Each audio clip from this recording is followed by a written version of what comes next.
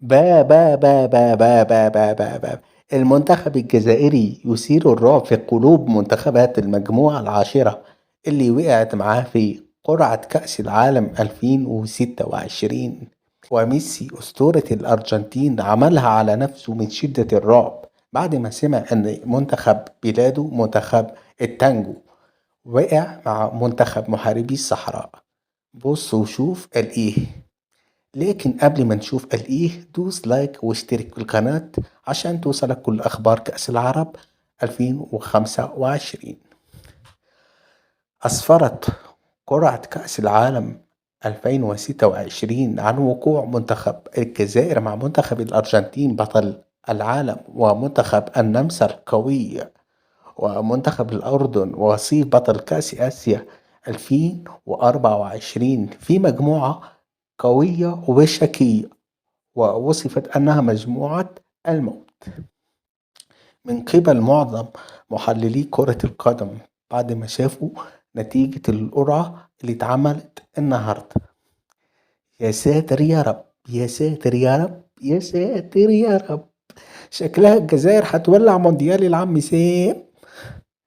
ونرجع للأهم، ليو ميسي بعد ما سمع إن منتخب بلده وقع مع منتخب الجزائر قال لهم مش قادر ألتقط أنفاسي، أنا رايح على الحمام، أنا خايف الحقوني يا ناس ياهو.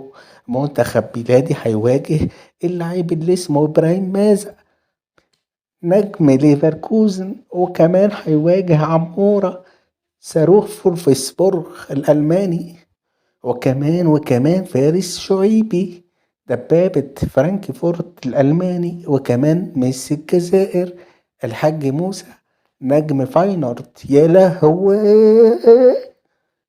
يا لهوي، نسيت المدافع رامي ابنه سبعيني ده بيقولوا عليه ما حدش يقدر يعدي قدامه، هو وزميله ريان آية ونوري.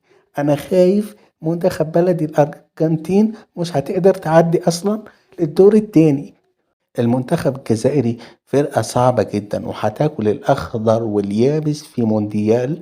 واعملوا سكرين شوت لكلامي وتصريحي ده، أنا كان نفسي الأرجنتين تحافظ على اللقب للمرة التانية على التوالي، بس خلاص وقعنا مع الجزائر. يا رب واسترها معانا عشان ما ناكلش نتيجة تقيلة قدامهم.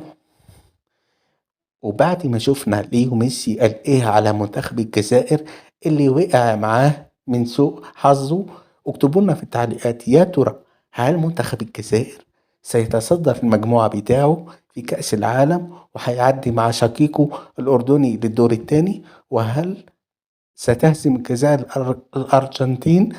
أشوفكم بخير في الفيديو القادم، سلام عليكم.